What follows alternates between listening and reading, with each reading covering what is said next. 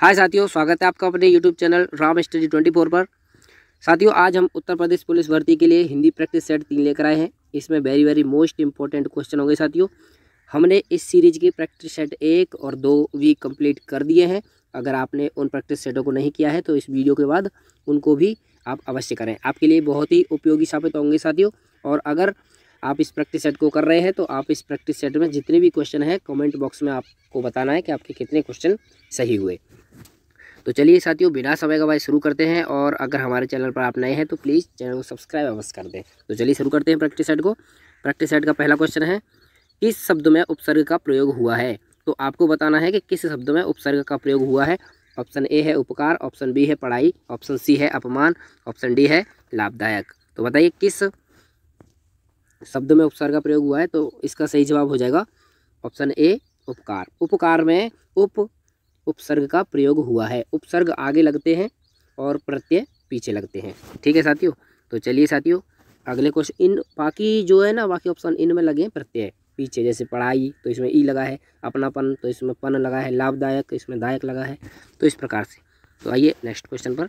Next question है, निम्नलिखित में से कौन सा अर्ध विराम चिन्ह है। अब आपको अर्ध विराम चिन्ह बताना है। तो आपको देखिए, पहला है ऑप्शन ए, इसमें पॉइंट है, ऑप्शन बी में कोमा जैसा है, ऑप्शन सी में फुल स्टॉप यानी पूर्ण विराम है, और ऑप्शन डी इसका एकदम से सही जवाब हो जाएगा। ये इसको कहते हैं हम अर्धविराम। तो ये अर्धविराम होता है साथियों। ये तो इंग्लिश में फुल स्टॉप बोलते ही है, इसको अल्प विराम बोलते हैं, और ये होता है पूर्ण विराम। ठीक है, चलिए नेक्स्ट क्वेश्चन पर चलते हैं। देखिए आपकी स्क्रीन के सामने अगला क्वेश्चन है, निम्नलिखित में से विराम चिन्ह नहीं है। आपको अब विराम चिन्ह नहीं है बताना है, कौन सा विराम चिन्ह नहीं है। वैसे तो सभी चिन्हों में आते हैं, लेकिन विराम चिन्ह नहीं है, कौन सा है। तो अल्प विराम। तो क्या अल्प विराम विराम चिन्ह नहीं है? बताइए तो आप कौन सा विराम चिन्ह नहीं है। तो इसका जो ऑप्शन बी है अवतरण, ये विराम चिन्ह नहीं है। अवतरण चिन्ह ऐसे होते हैं, इस प्रकार से किसी शब्दों के ऊपर लगाए जाते हैं। ठीक है, 2 कोमा के टाइप के, ये अवतरण चिन्ह होते हैं। निर्देशक चिन्ह आपने देखा ही होगा, और पूर्ण विराम आपने देखा है, और अल्प विराम इस प्रकार से कोमा होता ही है। अवतरण चिन्ह और उद्धरण चिन्ह, ये तो उद्धरण चिन्ह होते हैं, और अवतरण चिन्ह एक होता है जो इस प्रकार से, कोई जैसे मैं लिख दूँ जल, तो जल को अगर हाईलाइट करना है तो इस प्रकार से ऊपर लगा देंगे। ठीक है, ये होते हैं अवतरण चिन्ह। आइए नेक्स्ट क्वेश्चन पर। आपकी स्क्रीन के सामने अगला क्वेश्चन है, निम्न में से व्यक्तिवाचक संज्ञा कौन सा शब्द है। अब आपको व्यक्तिवाचक संज्ञा कौन सा शब्द है ये बताना है। तो देखिए, अखबार है, नदी है, जादूगर है, या राम है। व्यक्तिवाचक संज्ञा है तो उसमें स्पेशल किसी एक पर्सन के ऊपर फोकस होगा। तो इसका सही जवाब है ऑप्शन डी राम। राम एक व्यक्तिवाचक संज्ञा है, अखबार जातिवाचक संज्ञा, नदी भी जातिवाचक संज्ञा, जादूगर भी जातिवाचक संज्ञा। क्योंकि हमने आपको पिछले प्रैक्टिस सेट में बताया, जितने भी अखबार उनके नाम होते हैं वे सब व्यक्तिवाचक में आते हैं। अगर अखबार कहेंगे तो ये फिर जातिवाचक में।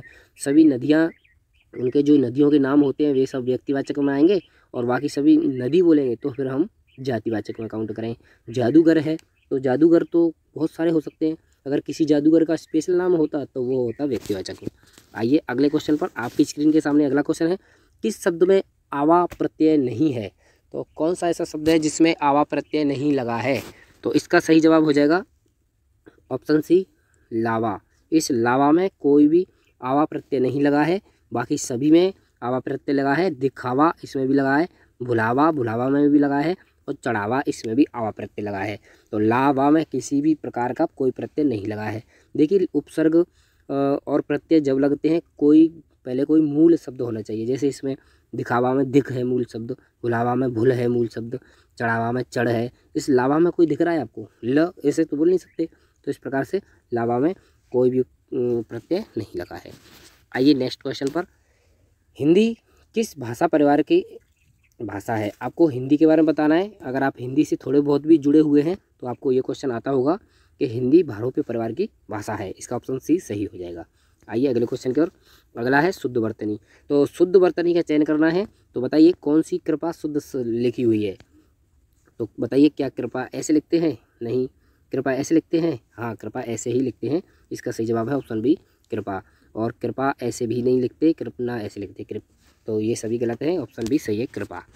आइए नेक्स्ट क्वेश्चन पर। निम्नलिखित में से किस शब्द में प्रत्यय लगा हुआ है। अब फिर से आपको प्रत्यय बताना है। तो कौन से शब्द में प्रत्यय लगा हुआ है अब ये बताना है। तो सागर, सागर में प्रत्यय नहीं लगा है क्योंकि इसमें कोई मूल शब्द है नहीं।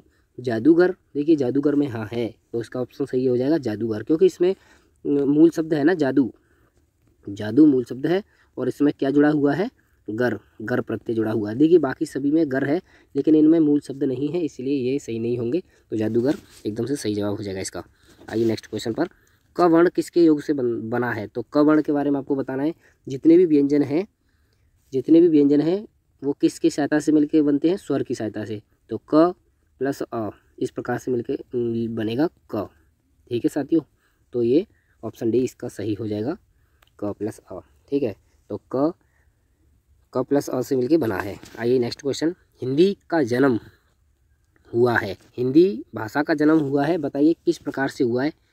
ठीक है, ऑप्शन है लौकिक संस्कृत से, ऑप्शन बी है वैदिक संस्कृत से, ऑप्शन सी है पाली प्राकृत से, या ऑप्शन डी अपभ्रंश से। तो बताइए किस प्रकार से हुआ है? तो इसका सही जवाब हो जाएगा ऑप्शन डी अपभ्रंश से। देखिए सबसे पहले संस्कृत, उसके बाद पाली प्राकृत, फिर उसके बाद अपभ्रंश, देखिए उसके बाद संस्कृत बनी थी। तो आपको यहाँ दिखाई दे रहा होगा इस प्रकार से इसका निर्माण हुआ। तो हिंदी की अगर आदि जननी आपसे पूछा जाए तो संस्कृत होगी। ठीक है, अगर और पूछा जाए कि हिंदी का निर्माण किससे हुआ है तो ये अपभ्रंश से हुआ है। और आदि जननी बोलते हैं जिससे सभी भाषाओं का जन्म हुआ है, मतलब जो हिंदी के जो इस प्रकार की जो रेखा में आ रही है ना उस प्रकार से। तो आदि जननी बोलेंगे हिंदी की संस्कृत, और अपभ्रंश को बोलेंगे कि अपभ्रंश से हिंदी का जन्म हुआ है। अपभ्रंश के जो भी शब्द थे उनके बनने से हिंदी का निर्माण हुआ है। तो आइए नेक्स्ट क्वेश्चन पर, नि प्लस विकार का संधि क्या होगा? तो नि प्लस विकार में आपको संधि बताना है, किस प्रकार से संधि होगा। ये जो है क्या है, संधि का क्या है, संधि विच्छेद है, इसका आपको संधि बताना है। तो इसका सही जवाब हो जाएगा ऑप्शन बी निर्विकार। यहाँ पर ये जो विसर्ग है ये र में चला जाएगा। ठीक है, आपने संधियों के नियम पढ़े होंगे, तो ये निर्विकार में होगा। आइए नेक्स्ट क्वेश्चन पर चलिए कुछ 2-4 संधियों के क्वेश्चन देख लेते हैं। निम्न में से किस शब्द में विसर्ग संधि है? तो अब आपको विसर्ग संधि बतानी है।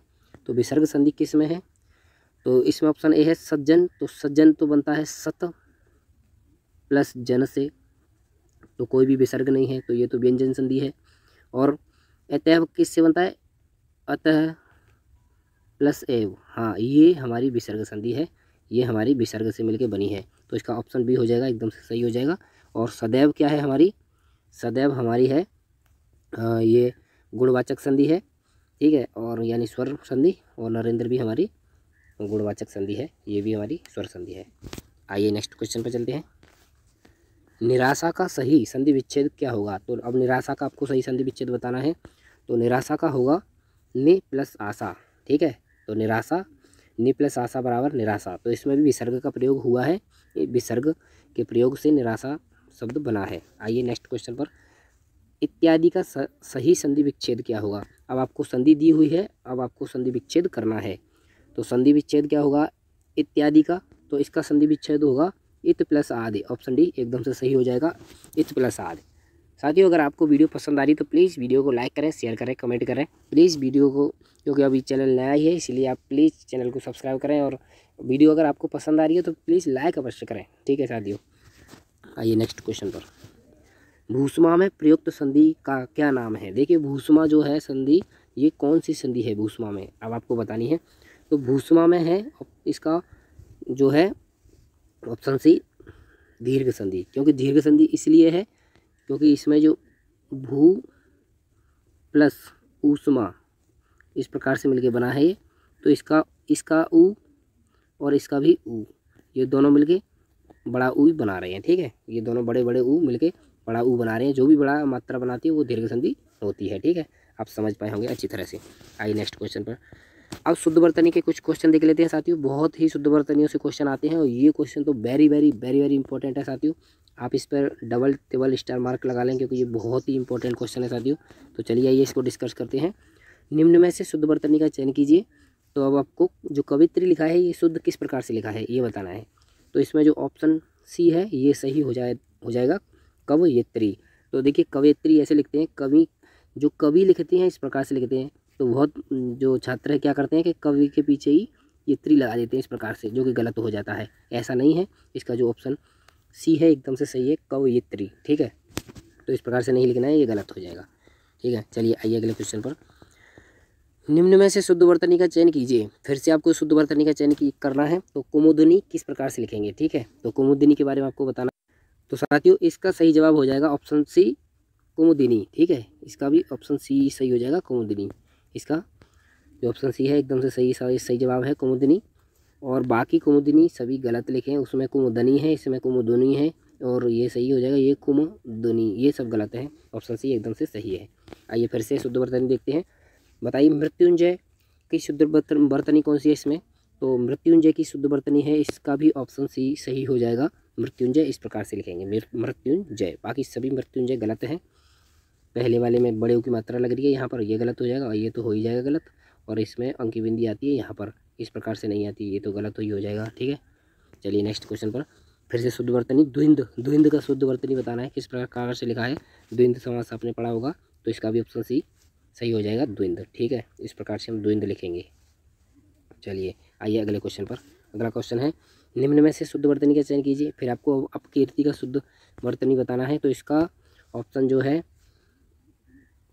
बताइए कौन सा सही हो जाएगा। ऑप्शन ए एकदम से सही हो जाएगा, अपकीर्ति, ठीक है। अपकीर्ति हो जाएगा। कहीं ऑप्शन सी आपको लगा रहे हो तो ऑप्शन सी गलत हो जाएगा। इसका ऑप्शन ए है, एकदम से सही हो जाएगा। साथियों यही हमारा प्रैक्टिस सेट है, यही हमारा प्रैक्टिस सेट खत्म होता है।